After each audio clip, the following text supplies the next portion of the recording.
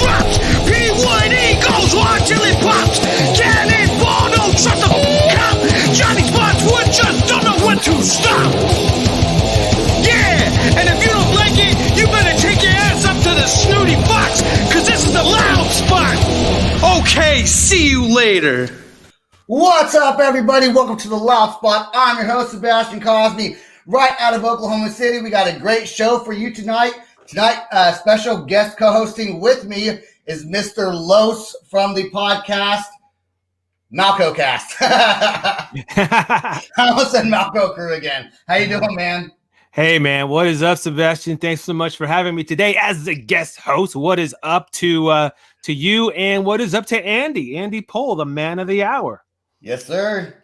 What's going on, y'all? Well, I wanted to get you on the podcast for you kind of do a lot of different things.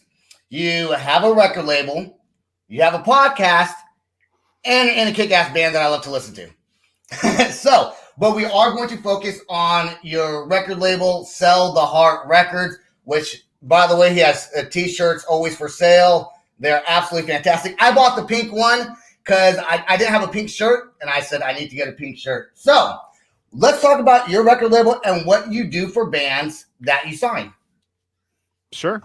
So, yeah, I started Sell the Heart Records about a little over 10 years ago. It was myself, actually, and a couple of friends.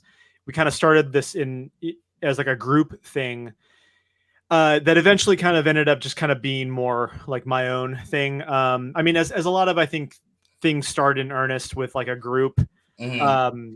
People get busy, and sometimes there's not enough to like keep people interested. And I mean, we had very little to do at the beginning except for just to brainstorm all the time, right? Mm-hmm. So I think eventually just some people just said, I don't really have time for this anymore. Oh, it's not really capturing my interest or whatever. But I was like kind of the one who was kind of spearheading the whole thing anyway. So I just kind of kept running with it. But yeah, started off, I was living up in the Santa Rosa area, which is in the North Bay area of Northern California. Oh, we know where that is. That's near my hometown of Vacaville. So there you go. Yeah. And, I was up there working with mostly local bands. And, part of the idea was that I wanted it to be, kind of a way to showcase bands from that area. And, because a lot of labels do that. Like they'll kind of focus in on like a certain area or region of like the state or wherever they're in. And, the North Bay area, Sonoma County, there had been other labels that had existed prior to me kind of starting this, but there wasn't really anyone really doing anything within like the punk and indie rock world per se. So wasn't so much that I was a trailblazer by any means, but we were one of like the only real entities kind of doing that. So mostly worked with local bands, and eventually kind of branched out and ended up actually earlier on working with a band out of Vacaville, actually. Do you know the band Build Us Airplanes? I don't. I'm from Never heard of it. No. Yeah. No. Are you familiar with the band Monster Squad at all? Yes. Oh yeah. Monster Squad, yes. Yeah. So one of the guys from Monster Squad was in Build Us Airplanes. It was like a side band he was in, and it was all Vacaville guys. And cool. I didn't know that. Yeah, helped release an album from them, it's a great album, by the way. Like, I mean, it's unfortunately one of those albums that I think didn't really get as properly served as it could have, because the band didn't so much break up shortly after, but they kind of, I guess, for lack of a better word, kind of fizzled out. Like they kind of stopped playing a lot. Mm-hmm. But it's an awesome record, like especially if you're into stuff like hot water music or like bands like Nothington or I don't know. There's like not so much Jawbreaker, but like bands kind of in that indie punk sound. Okay, because Monster Squad's mostly like a gutter punk, right? Yeah, Monster Squad's definitely more like that street punk kind of sound. Okay. But these guys were kind of a blend of more like kind of, I guess, punk rock and like indie rock. That's cool. Yeah, it's a great record. So but they were your first act on your record label? No, they weren't the first. They were one of the first 5 though. The very first artist that we released a record from was actually the band I was in at the time. It was this instrumental, like, I guess for lack of a better word, like post-rock instrumental band called Snipers. Okay. Kind of think like Explosions in the Sky meets like Russian Circles meets like Pelican or Caspian or any of those like kind of heavier instrumental guitar driven bands. And you know, all these cool bands. Like, I wish I knew this many bands. Like, I know what the radio gives me and people on my podcast, but it's cool. I bet you're exposed to a lot of bands having the label. On top of being a musician yourself, I know, and touring and stuff like that. But how many? Not to cut you off, but how many bands hit you up on like a regular basis wanting to be part of your label? Or better question is, do you turn down bands that want to be on your label? You know, it's surprisingly not a ton of artists that hit me up. I mean, there are some for sure. I would say that on any given year, I probably get hit up by around like 10 or so, Okay. you know, give or take a couple. Right. I think early on, like once I had kind of built up a little bit of momentum, it became this thing where a lot of people in like the local area were like, "Oh, you're putting out records. Like, do you want to help my band?" You know, like, and it was more like people that I already knew that were just kind of looking for somebody to kind of help them because, you know, Right. I think for any band, especially like an independent band, part of the appeal of being with a label or being on a label is that, you know, there's like financial support that's Right. going to come from that. Right now, you know, I always try to be very upfront with people and I tell them, it's like, listen, like, I'm not a big label. It's literally just me, you know? So I'm not like, this is not going to be like a windfall for you. Like, I mean, at best, like I might be able to pay for the entirety of like the pressing of the record. And I might be able to like throw a couple of bucks at like online advertising for you, but that's pretty much it, you know? I talked with a guy recently on my show, and we were talking about the pros and cons of being signed to a record label. And I ask bands all the time that are on my show, you know, are they signed? And a lot of bands, some are, some aren't. And the ones that aren't tend to not want to be signed, or the ones that have been signed and are not anymore tend to not want to be signed. But what I had mentioned on the show was I think that people with no experience that don't have the money backing a record label, even today, can still help them out to push their music out there. Yeah, what I generally try to tell the individuals or the bands that I'm working with that I'm best at serving them with is just my time and my energy, because what I can do is at least somewhat facilitate a bit of like an online presence for them through you know, me posting stuff about their album or their band and trying to get a little bit of exposure out there. I mean, social media is not a silver bullet by any means, but I mean, this last year in particular, I think has really spoken to the idea that without live music, without live shows, like there's just a ton of white noise out there, you know, Right. on the internet. And how do you really differentiate yourself as a artist, you know, within all of that noise?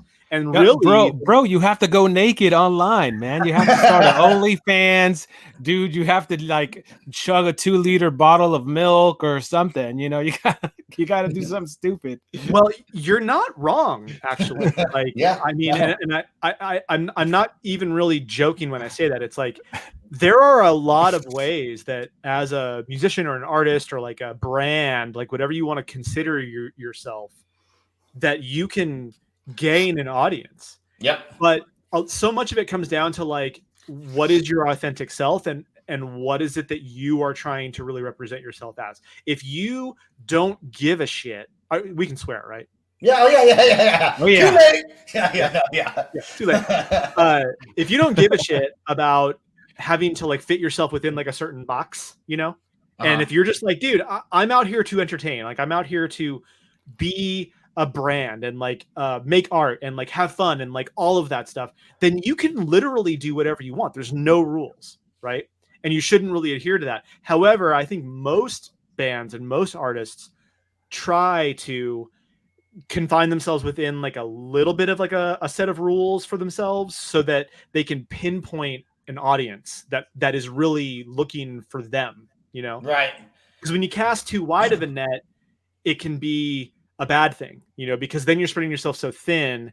But unless you're really, really good and you have just genuinely like mass appeal, that's probably not serving you very well, you know? You know what's funny is, and this is going to take you back to, I started TikTok, and I think it was probably around the time you started TikTok. I think it's similar, and I watch your stuff and I share it sometimes. You know, TikTok for me, what's cool about that is I could be my own person and do things when no one's looking, and as long as it's funny enough, I'll put it out there. And you know, people on Facebook get upset. They're like, I didn't come on Facebook saw that. to see your TikTok. Well, then don't follow me. Don't follow me, because if I think it's funny, I'm gonna put it out there. But I get to be myself and do a bunch of stupid shit on TikTok. And TikTok is another way to grow your audience, because I put on my TikTok, you know, follow me on YouTube, and then I do stupid other things that have nothing to do with the show. But is there anything that you wouldn't do on TikTok to kind of gain that audience? I mean, No. Is there a boundary there, and what is it? Well, if you're asking me, like, as far as like the way that I try to represent like the record label, because I don't like, I have a TikTok, but I'm not like on there a ton, to be perfectly honest with you. But I try to leverage TikTok like a little bit within the confines of what it's good for. So like, for instance, doing like little comedy bits or like something that I think might be clever or funny, you know, They're funny. just to kind of get attention, because like what Sebastian said is like, if you use it as a vehicle to just draw attention to your brand, it kind of doesn't matter what it is you're doing, as long as there's attention. And then it's on you to like point people in that direction of like, hey, like check out my YouTube channel, or like check out these bands, or like check out this record by this band that's on my label. I mean, as a vehicle to get in front of people, I think TikTok is fantastic. Yep. For that. So because there's a lot. So I was basically unlimited potential with that. So Andy, I was reading an interview that you gave. I forgot where it was, where you were describing what you look for in bands that you sign on to your label, and I believe the quote was something to the effect of, well, if a band has great music, but they suck at everything else, the marketing, the TikToking, the social media, then they're probably not going to be heard. They're probably not going to make it. But if the music sucks, but they're really, really good at social media and TikTok, they probably even won't get heard either, because the music isn't going to connect with people. So, you know, given the whole landscape of everything that is out there with the social media, with the TikToks, what is that secret formula for getting heard? Oh gosh.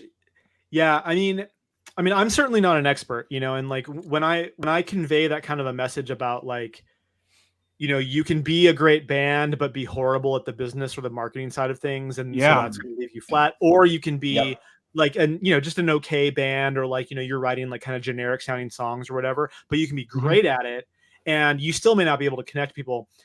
I mean, I think that's going to be true about any kind of art out there, you know, like, so like a movie or like a comedian or like anything like that. But to answer your question, like, I think that it's just a matter of striking a balance between the whole thing. I mean, you have to practice your art. You have to become a better song crafter. You have to become a better, manipulator of what it is that you're trying to convey through your music or like your lyrics or like whatever. Right? Yeah. Because I personally think that there is, at least somewhat like a quantifiable way to determine like if something is good music, you know. Now, that's not to say that there might be music out there that I think is horrible, but still tons of people are like gravitating to, you know, that happens all the time, you know. However, I think that, you know, if you're kind of writing like the kind of general, like if you're trying to be like a rock band and you're generally writing like the wave of like a Beatles style of song, you know, then you've probably got a decent thing going there, right? Like you have an understanding of like what a good song sounds like, right? But you have to pair that with this marketing enthusiasm and like a little bit of savvy when it comes to like getting your name out there. And like branding is a huge thing.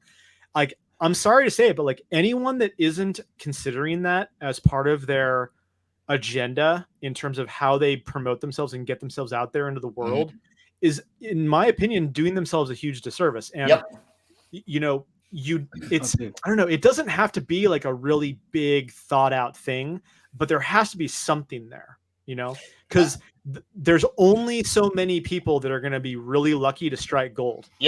Only a couple, you know. You know, I'm lucky that I got a producer that helps me out and helps with the branding, and I'm all over. Like you kind of said earlier, I'm one of those people. I'm all over the place. I was even talking about doing like a ghost hunters type thing on my show, and he's like, "Dude, stick with one thing. Do this one thing, and don't go bouncing around because people are going to lose interest." I have the followers growing, so stay with it. I think the formula though is don't suck and be good on social media, and then you'll be all right, right? That's a good balance. Yeah, that's good. I can tell you though, being in a band, like it's a relationship, right? But there are some people who just don't give a damn about doing any marketing, any social media, but they're great, excellent musicians, and that's enough for them. They don't care about doing any of the other shit. And I always like to draw this simile, if you will, where, you know, when you're in a band, you're in a boat, right? But if only two motherfuckers are doing the rowing, you guys aren't not going to get anywhere. Nope. You know, and so every single one of the guys in the band has to row that boat in order for the boat to go upstream so that you guys can have success. That's good. You know, I mean, that's a great analogy. And, you know, I've been in a number of bands over the years, and, you know, it's typically true. Like there's generally only like a couple of people, you know, sometimes even just one, you know, kind of driving everything. Yeah. Now there are bands that I've been in where everyone's kind of carrying their weight, or like everyone's got like an assigned, you know, maybe specialty or something like that. And that generally does serve a lot of good purposes for a band in terms of being able to move faster, you know. Like if one person really dedicates their time to like all the branding and like the marketing and like the logos, and like another person is only booking shows, and like another person is like the main songwriter or something like that. And I mean, shit, like you could even be the person who is like the tour manager. Like that's what you're good at, you know? So you handle those duties.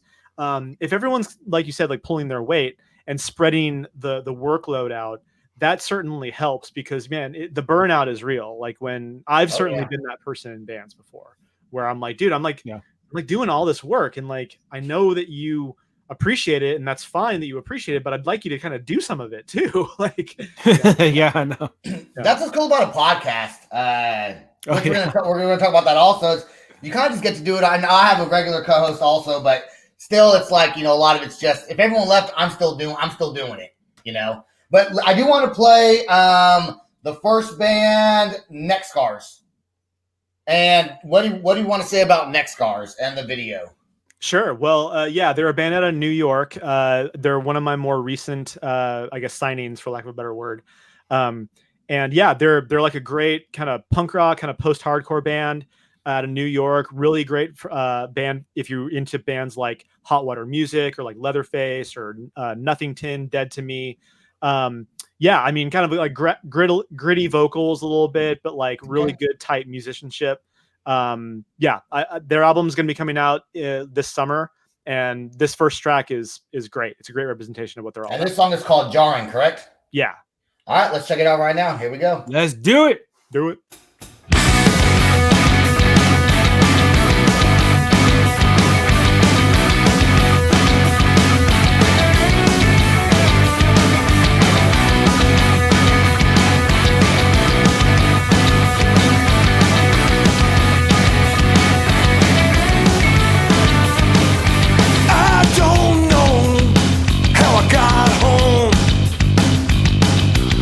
Your hands are over my neck.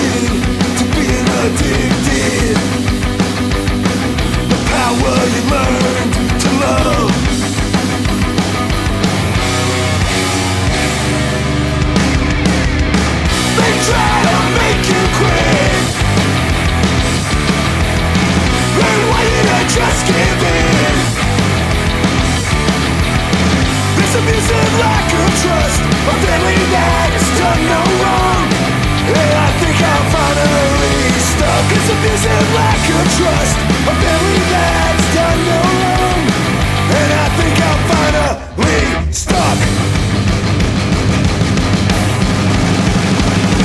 Accept these flaws, tell them all. I've given you one last fall, breaking down over again. Help me heal what I did. Accept these flaws, tell them all. I've given you one last fall, breaking down over again. Help me heal what I did. I don't know how I got home. I don't know how I got home. Yeah, man. That is super cool. I'll tell you, if the drummer ever quits and the whole band moves to Oklahoma City, I'm their guy. I'm their guy to do that. I do want to change the focus a little bit. We are going to play Decent Criminal here in a little bit, but I do want to change the focus onto your podcast, Question the Answers, which is a super cool name for a podcast. And I've seen a couple of your episodes. What's your main objective for having the podcast? Well, the podcast kind of started as an idea of mine to just really try to showcase different types of individuals within the music scene. Not so much focused only on musicians themselves, but the fact that there are people out there who are within the music scene who do a lot of work within the music scene that sometimes don't always get like the same type of, I guess, being showcased, being showcased the same way. So like, for instance, like people who promote shows or like own venues that host shows, right? Or, maybe like a person who's like a booking agent who does that as their job. I mean, that's a key role in like the music scene. Or potentially like somebody who runs like a PR agency, who helps with like public relations and getting media, like press and stuff like that. I mean, all these people oftentimes are also musicians. So I figured it would be kind of a great way to, strike a balance between talking about the musicians, talking about their albums, but also talking about the other work that goes into being part of the music scene. So like every now and then, I'll have just a band that has no other either, role, or they don't have like another job within that. But more often than not, I try to change it up and keep it a little bit different and focused on the different players that play a part within the music scene as a whole. It's so different too as a podcaster, and you can appreciate this, and you'll know it also. And Los, I don't know if you were co-hosting with me, but I don't know if you've actually ever been a guest on somebody else's podcast, but it is totally a different feeling from actually doing the podcast yourself. Now, co-hosting is probably the same feeling, right, Los? Oh, absolutely, dude. It is very, very. It's just a different hat that you have to wear when you're going on as a guest. And yes, I have been on people's podcasts as guests, and yeah, I mean, it's a fun little distraction. What I wanted to ask Andy was, you're in Tsunami Bomb, you're doing your record label, you added on a podcast. I mean, what made you want to start this podcast, and how long have you been doing it? The podcast started last year.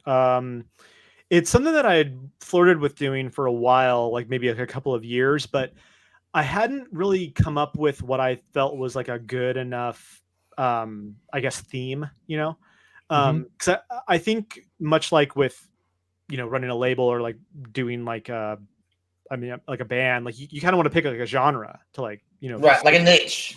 Yeah, like a niche, sort of a niche. Right. Yeah. And like I knew music would be probably my most like my easiest route to go, but within music there's so much to talk about, and so it took me a while to kind of figure out, okay, well, what is it that I'm going to showcase.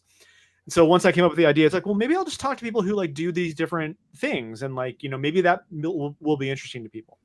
And I mean, it's been like not only a way for me to reconnect with a lot of people, because fortunately, you know, being in a band and being in bands over years, I've made a lot of connections, I've made a lot of friends, and like most of the people that I've had on the show, in some way I've either known or met over the years, some of which I had never met before in my life, like they kind of came to me through different avenues. But I'd say like at least half of the guests that I've had on the show are people that I already had some sort of connection with.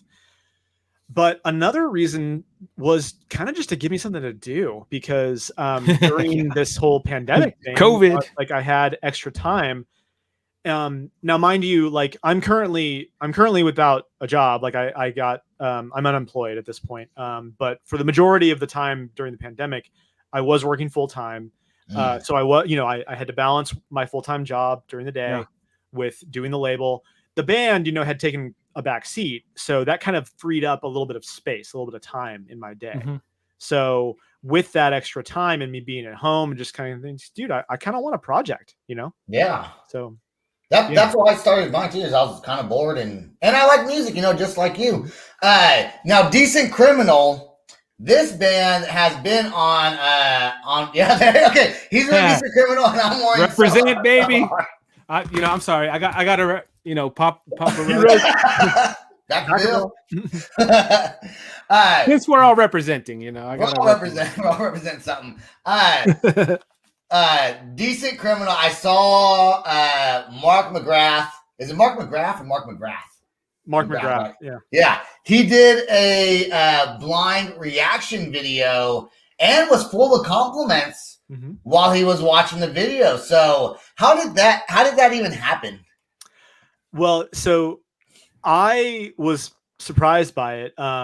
Apparently, I think either a friend of the band or just somebody, I don't, maybe it was even somebody in the band, but somebody used that Cameo service, you know, like you've heard of Cameo, right? Yes. Yeah. So they paid to have Mark McGrath do a blind reaction to the song. Cool. Super interesting. Yeah, from what I understand, there are some people on that service that are willing to do that, and then there's others that are like, we won't do that. Like, we're just gonna give a shout out. That's it. Yeah, like if any, like, you know, because the whole Cameo thing, from what I understand, is supposed to be like you basically hire them to like send a special message to somebody, right? Yes. Yeah. But Mark McGrath's like, fuck it, dude. I'll do a blind reaction, whatever, dude. Just give me the cash, you know. And what was great about it, motherfucker, give me the cash. Well, hey man, you know, fuck, dude. If I was in his same position, dude, I would do the same thing. Yeah, hell yeah. You know, but what I really loved about it was like, I think he genuinely, I do too, really liked the song, and like he had a lot of great things to say about it. Like the comments he was making, I thought were really tasteful and like actually really accurate. Like you know, so like the way he was describing it, I'm like, dude, that makes a lot of sense. Like that's a really good review of the song. So like I think he genuinely dug it. So I remember he was like in wasn't Sugar kind of like a punk band anyways? Like started off kind of punk rock. Yeah, like back in the day, Sugar Ray was kind of like this, I guess, pseudo like hard punk rock band, you know. And then eventually, like, you know, he did like the whole indie pop. Yeah, band. But he still knows what he's talking about when it comes to punk rock. Yeah, dude, I mean, you know, he's no like, you know, sugar pop like I mean, I don't know, like he's not like a tool of like the music industry. Like, you know, he started off as like a genuine like independent musician doing his thing. He didn't want to make money. Yeah, I don't blame him. I mean, it's like his band just got really popular, and like you can hate on Sugar Ray all you want. Yeah, who cares? Like, dude, they wrote some good songs. What can you say? That's right. That's right. Yeah. Let's play Decent Criminal. What's this song called? It's called Reap. Reap. All right, here we go. Oh no, Bizarre. My bad. Bizarre. Okay, Bizarre. Okay. How bizarre. How bizarre. How bizarre.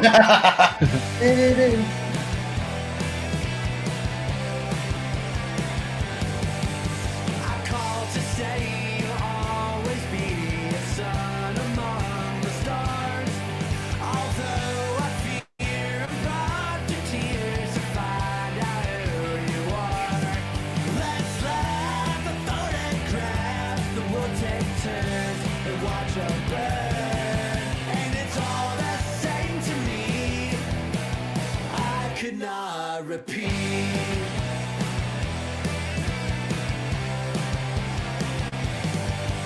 And I still see you everywhere. You're always in my heart. But no plea, no call, don't speak at all. You truly are this heart.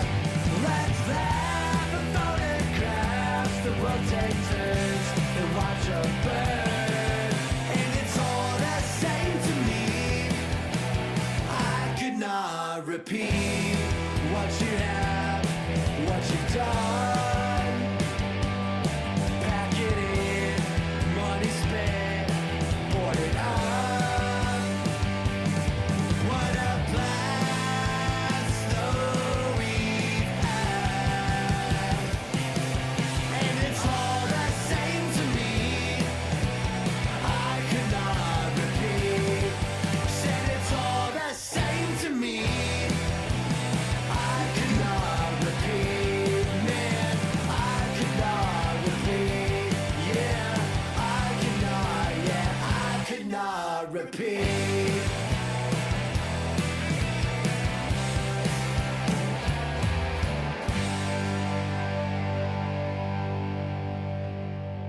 That is. Both our bands are fucking sick.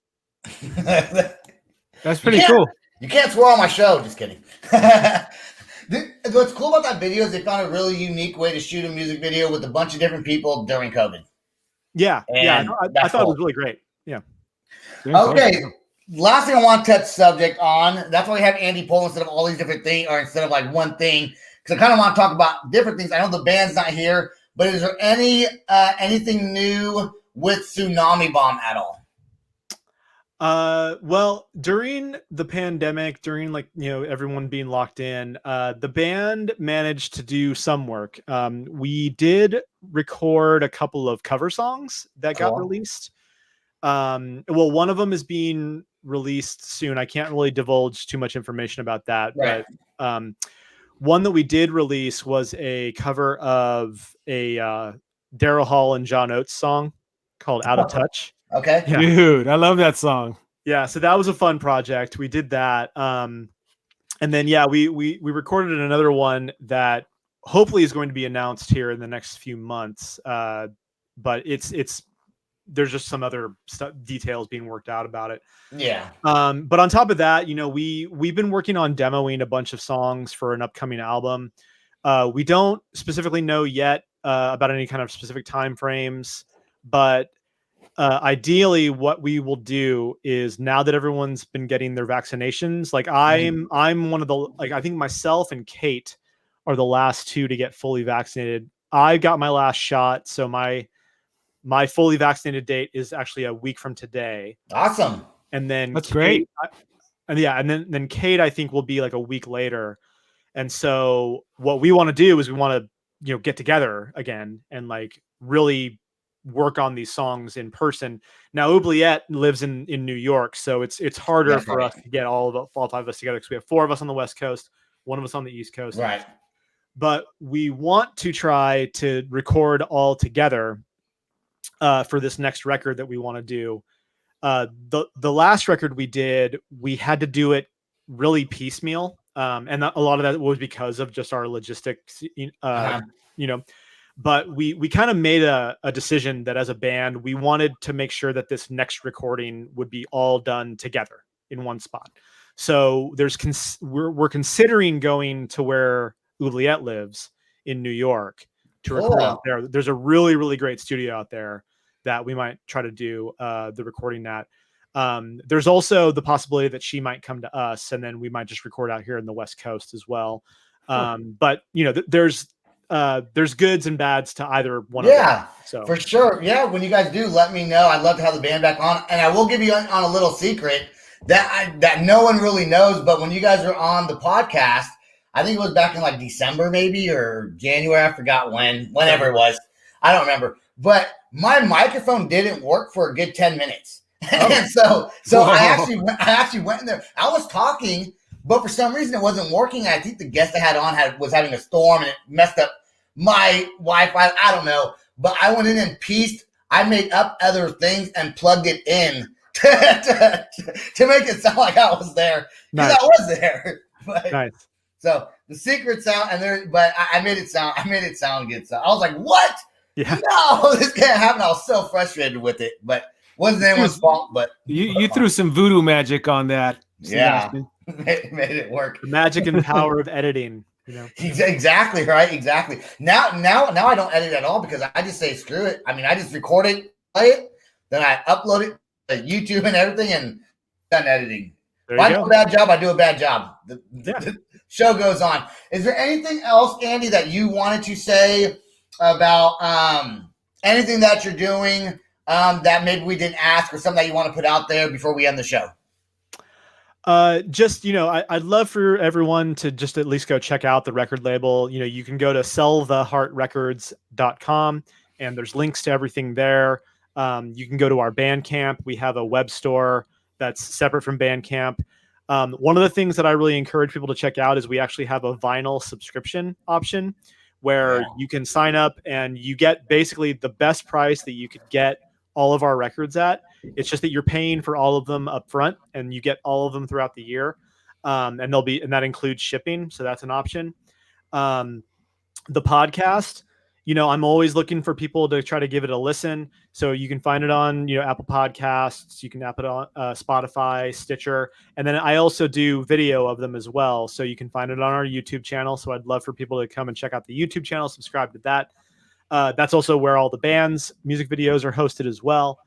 As far as Tsunami Bomb goes, there's stuff coming down the pike. So, please, pay attention for when that comes out. We will have new music coming out, hopefully by early next year. It probably won't be out this year, but ideally sometime early next year with a brand new, either an EP or a full length. And then just, I'd love for people to pick up the records from Sell the Heart Records and support the label any way they can. Buy a shirt. Yeah, buy a shirt. Buy a shirt, subscribe, comment, all of that. Something I really want to point out too is people are sometimes not sure of ways that they can support bands or artists or podcasts or anyone doing creative endeavors. Simple things like sharing, liking, commenting. Yeah. That stuff Yes, sir. is huge. It's more valuable than I think people give it credit for. So it's currency. It's currency, totally baby. current. And if you don't have like the extra bucks to spend on a record, then just comment or leave a comment or share the post or do that. Yep. I'm telling you, people Yes. will love you for that. So consider that. Yes. Yeah, I love when people share my stuff. I'm like, yeah, right on. It's cool. It's absolutely cool. I want to thank you for Andy for being on the show. Los, I want to thank you for being a co-host on the show. And everyone also, please go check out MalcoCast. It's the guys at Malcontent plus Los. They have a really newsworthy podcast. I was on the podcast with Ava recently on YouTube. It was really, really fun. So, a lot of fun. Yeah, we had a lot of laughs on there, and I got made fun of a lot, which I love. So that's okay. I don't want you guys. What were you gonna say? I said before we go, wanted to ask you guys if you guys had any shout outs to give out. Yeah, everyone that's been on my show and everyone that's going to be on my show. Yeah, I just give a shout out to all the bands, working with us on the label. Obviously to my bandmates, to my wonderful wife, April, and just to all my friends, everyone out there listening. Shout out to my wife too. See, now Yeah. I'm going to shout out to their wife. I'm going to shout out my wife too, so I don't get in trouble. And I'm going to shout out to my other wives, Anthony and Heath. We're in this marriage. It's called the MalcoCast. So there you go. All right, and also shout out to everybody who likes, comments, and shares on all of our things that we're doing right here. Don't go anywhere. Stay right there. Here is the outro. This is the Loud Spot outro by Nothing Short of Tragic. Is this all talk with no action? No. Is this my thoughts with distraction? No. Is this what I bought that's in fashion? Or is this the Loud Spot with Sebastian? Yes. Does Nothing Short of Tragic have its back again? Yes. Does everything that's good really have to end? Yes. Our pin post has to pin show, so to get more episodes, make an order, this is over. Thanks for watching our video. Don't forget to click the like and share button. Don't forget to go to our YouTube and subscribe. If you want to listen to our audio and pick up some cool merch, go to www.theloudspot.net. Peace out. Rock on. Much love.